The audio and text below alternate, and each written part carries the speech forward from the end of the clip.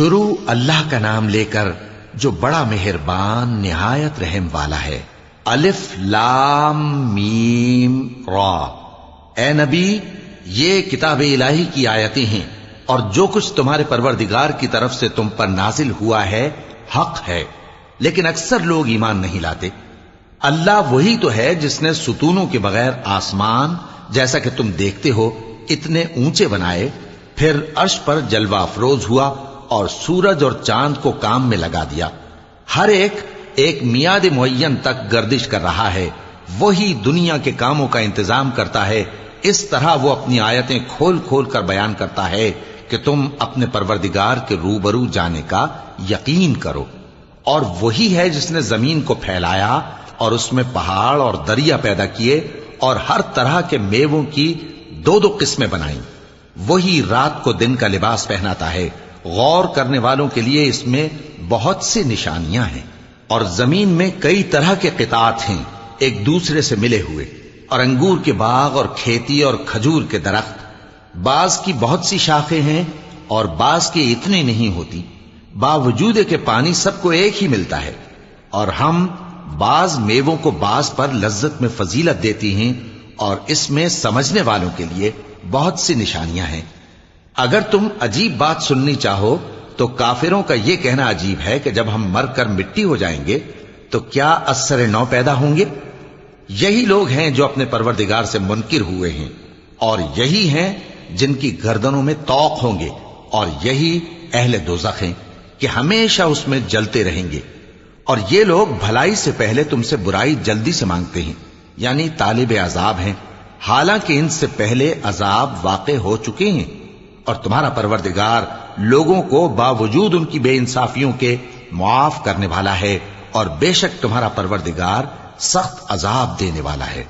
اور کافر لوگ کہتے ہیں کہ اس پیغمبر پر اس کے پروردگار کی طرف سے کوئی نشانی کیوں نازل نہیں ہوئی؟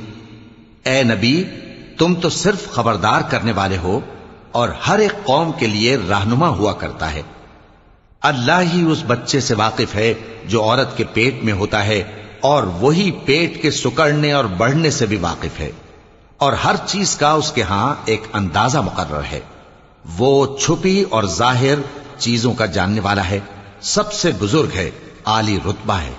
کوئی تم میں سے چپکے سے بات کہے یا پکار کر، یا رات کو کہیں چھپ جائے یا دن کی روشنی میں کھلم کھلا چلے پھرے، اللہ کے نزدیک برابر ہے۔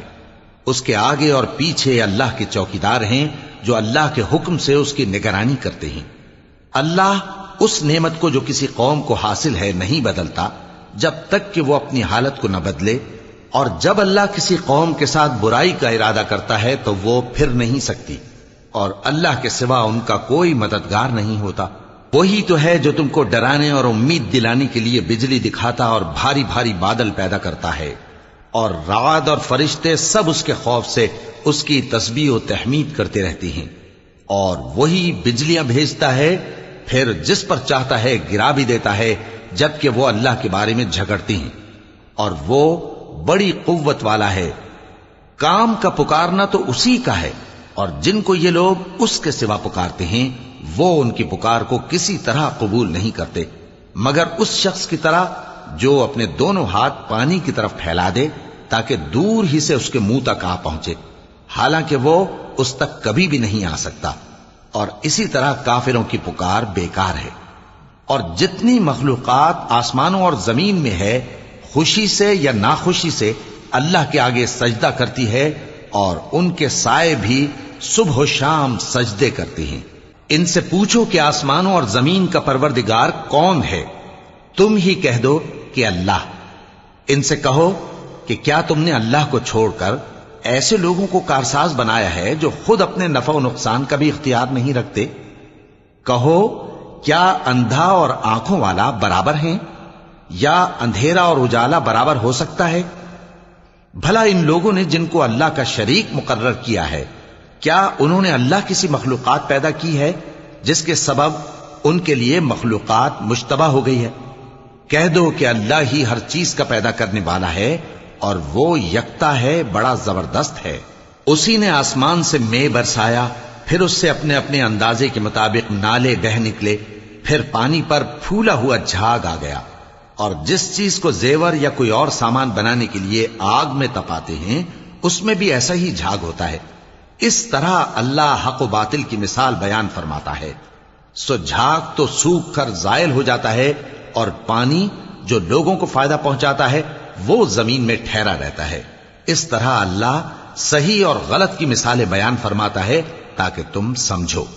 جن لوگوں نے اللہ کے حکم کو قبول کیا ان کی حالت بہت بہتر ہوگی، اور جنہوں نے اس کو قبول نہ کیا اگر روئے زمین کے سب خزانے ان کے اختیار میں ہوں تو وہ سب کے سب اور ان کے ساتھ اتنے ہی اور نجات کے بدلے میں صرف کر ڈالیں، مگر نجات کہاں؟ ایسے لوگوں کا حساب بھی برا ہوگا اور ان کا ٹھکانہ بھی دوزخ ہے، اور وہ بری جگہ ہے. بھلا جو شخص یہ جانتا ہے کہ جو کچھ تمہارے پروردگار کی طرف سے تم پر نازل ہوا ہے حق ہے، وہ اس شخص کی طرح ہے جو اندھا ہے. اور سمجھتے تو وہی ہیں جو عقل مند ہیں، جو اللہ کے عہد کو پورا کرتے ہیں اور قول و قرار کو نہیں توڑتے، اور جن رشتوں کے جوڑے رکھنے کا اللہ نے حکم دیا ان کو جوڑے رکھتے اور اپنے پروردگار سے ڈرتے رہتے اور برے حساب سے خوف رکھتے ہیں. اور جو اپنے پروردگار کی خوشنودی حاصل کرنے کے لیے مصائب پر صبر کرتے ہیں اور نماز پڑھتے ہیں، اور جو مال ہم نے ان کو دیا ہے اس میں سے پوشیدہ اور ظاہر خرچ کرتے ہیں اور نیکی سے برائی کو دور کرتے ہیں، یہی لوگ ہیں جن کے لیے عاقبت کا گھر ہے، یعنی ہمیشہ رہنے کے باغات جن میں وہ داخل ہوں گے. اور ان کے باپ دادوں اور بیویوں اور اولاد میں سے جو نیکوکار ہوں گے وہ بھی بہشت میں جائیں گے، اور فرشتے بہشت کے ہر ایک دروازے سے ان کے پاس آئیں گے اور کہیں گے تم پر سلام ہو، یہ تمہاری ثابت قدمی کا بدلہ ہے، اور عاقبت کا گھر خوب گھر ہے. اور جو لوگ اللہ سے پختہ عہد کر کے اس کو توڑ ڈالتے اور جن رشتوں کے جوڑے رکھنے کا اللہ نے حکم دیا ہے ان کو قطع کر دیتے اور ملک میں فساد کرتے ہیں، ایسوں پر لعنت ہے اور ان کے لیے برا انجام ہے. اللہ جس کا چاہتا ہے رزق فراخ کر دیتا ہے اور جس کا چاہتا ہے تنگ کر دیتا ہے. اور کافر لوگ دنیا کی زندگی پر خوش ہو رہے ہیں، اور دنیا کی زندگی آخرت کے مقابلے میں بہت تھوڑا سامان ہے. اور کافر کہتے ہیں کہ اس پیغمبر پر اس کے پروردگار کی طرف سے کوئی نشانی کیوں نازل نہیں ہوئی؟ کہہ دو کہ اللہ جسے چاہتا ہے گمراہ کرتا ہے، اور جو اس کی طرف رجوع ہوتا ہے اس کو اپنی طرف کا رستہ دکھاتا ہے، یعنی ان کو جو ایمان لاتے اور جن کے دل اللہ کی یاد سے آرام پاتے ہیں ان کو. اور سن رکھو کہ اللہ کی یاد سے ہی دل آرام پاتے ہیں. جو لوگ ایمان لائے اور عمل نیک کیے ان کے لیے خوشحالی اور عمدہ ٹھکانہ ہے. جس طرح ہم پہلے پیغمبر بھیجتے رہے ہیں اسی طرح اے نبی ہم نے تم کو اس امت میں جس سے پہلے بہت سی امتیں گزر چکی ہیں بھیجا ہے، تاکہ تم ان کو وہ کتاب جو ہم نے تمہاری طرف بھیجی ہے پڑھ کر سنا دو. اور یہ لوگ رحمان کو نہیں مانتے. کہہ دو وہی تو میرا پروردگار ہے، اس کے سوا کوئی معبود نہیں، میں اسی پر بھروسہ رکھتا ہوں اور اسی کی طرف رجوع کرتا ہوں. اور اگر کوئی قرآن ایسا ہوتا کہ اس کی تاثیر سے پہاڑ چل پڑتے یا زمین پھٹ جاتی یا مردوں سے کلام کر سکتے تو کیا یہ لوگ ایمان لے آتے؟ بات یہ ہے کہ سب باتیں اللہ کے اختیار میں ہیں. تو کیا مومنوں کو اس سے اطمینان نہیں ہوا کہ اگر اللہ چاہتا تو سب لوگوں کو ہدایت کے رستے پر چلا دیتا؟ اور کافروں پر ہمیشہ ان کے اعمال کے بدلے آفت آتی رہے گی یا ان کے مکانات کے قریب نازل ہوتی رہے گی یہاں تک کہ اللہ کا وعدہ آ پہنچے. بے شک اللہ وعدہ خلاف نہیں کرتا. اور تم سے پہلے بھی رسولوں کے ساتھ تمسخر ہوتے رہے ہیں تو میں نے کافروں کو مہلت دی، پھر میں نے ان کو پکڑ لیا. سو دیکھ لو کہ میرا عذاب کیسا رہا. تو کیا وہ جو ہر شخص کے اعمال کا نگراں و نگہبان ہے وہ بتوں کی طرح بے علم و بے خبر ہو سکتا ہے؟ اور ان لوگوں نے اللہ کے شریک مقرر کر رکھے ہیں. ان سے کہو کہ ذرا ان کے نام تو لو. کیا تم اسے ایسی چیزیں بتاتے ہو جو روئے زمین پر ہیں اور اسے معلوم نہیں، یا تم لوگ محض سطحی بات کی تقلید کرتے ہو؟ اصل یہ ہے کہ کافروں کو ان کے فریب خوبصورت معلوم ہوتے ہیں اور وہ ہدایت کے رستے سے روک لیے گئے ہیں. اور جسے اللہ گمراہ رہنے دے اسے کوئی ہدایت کرنے والا نہیں.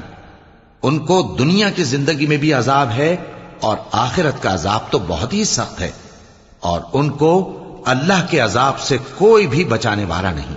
جس جنت کا پرہیزگاروں سے وعدہ کیا گیا ہے اس کی شان یہ ہے کہ اس کے نیچے نہریں بہ رہی ہیں، اس کے پھل ہمیشہ باقی رہنے والے ہیں اور اس کے سائے بھی۔ یہ ان لوگوں کا انجام ہے جو متقی ہیں، اور کافروں کا انجام دوزخ ہے۔ اور جن لوگوں کو ہم نے کتاب دی ہے وہ اس کتاب سے جو تم پر نازل ہوئی ہے خوش ہوتی ہیں، اور بعض فرقے اس کی بعض باتیں نہیں بھی مانتے۔ کہہ دو کہ مجھ کو یہی حکم ہوا ہے کہ اللہ ہی کی عبادت کروں اور اس کے ساتھ کسی کو شریک نہ بناؤں، میں اسی کی طرف بلاتا ہوں اور اسی کی طرف مجھے لوٹنا ہے۔ اور اسی طرح ہم نے اس قرآن کو عربی زبان کا فرمان بنا کر نازل کیا ہے، اور اگر تم علم آ جانے کے بعد ان لوگوں کی خواہشوں کے پیچھے چلو گے تو اللہ کے سامنے کوئی نہ تمہارا مددگار ہوگا اور نہ کوئی بچانے والا۔ اور اے نبی، ہم نے تم سے پہلے بھی پیغمبر بھیجے تھے اور ان کو بیویاں اور اولاد بھی دی تھیں، اور کسی پیغمبر کے اختیار کی بات نہ تھی کہ اللہ کے حکم کے بغیر کوئی نشانی لے آتا۔ ہر حکم قضا کتاب میں لکھا ہوا ہے۔ اللہ جس چیز کو چاہتا ہے مٹا دیتا ہے اور جس کو چاہتا ہے باقی رکھتا ہے، اور اسی کے پاس اصل کتاب ہے۔ اور اگر ہم کوئی عذاب جس کا ان لوگوں سے وعدہ کرتے ہیں تمہیں دکھائیں، یعنی تمہارے روبرو ان پر نازل کریں، یا تمہاری مدت حیات پوری کر دیں، یعنی تمہارے انتقال کے بعد عذاب بھیجیں، تو تمہارا کام ہمارے احکام کا پہنچا دینا ہے اور ہمارا کام حساب لینا ہے۔ کیا انہوں نے نہیں دیکھا کہ ہم زمین کو اس کے کناروں سے گھٹاتے چلے آ رہے ہیں؟ اور اللہ جیسا چاہتا ہے حکم کرتا ہے، کوئی اس کے حکم کا رد کرنے والا نہیں، اور وہ جلد حساب لینے والا ہے۔ جو لوگ ان سے پہلے تھے وہ بھی بہتیری تدبیریں کرتے رہے ہیں، سو تدبیر تو سب اللہ ہی کی ہوتی ہے۔ ہر شخص جو کچھ کر رہا ہے اللہ اسے جانتا ہے، اور کافر جلد معلوم کر لیں گے کہ آخرت میں اچھا انجام کس کے لیے ہوتا ہے۔ اور کافر لوگ کہتے ہیں کہ تم پیغمبر نہیں ہو۔ کہہ دو کہ میرے اور تمہارے درمیان اللہ اور وہ شخص جس کے پاس کتاب آسمانی کا علم ہے بطور گواہ کافی ہے۔